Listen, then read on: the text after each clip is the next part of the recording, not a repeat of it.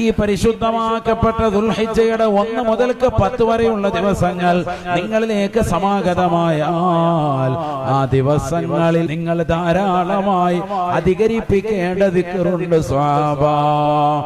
ആ ദിക്ർ ഏതാണ്?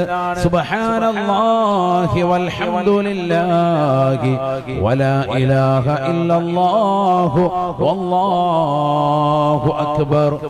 ഈ ദിക്ർ നിങ്ങൾ അധികരിപ്പിക്കണേ എന്ന് നബിയുനാ റസൂലുള്ളാഹി.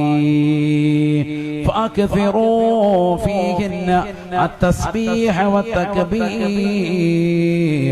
വത്തഹ്ലീൽ.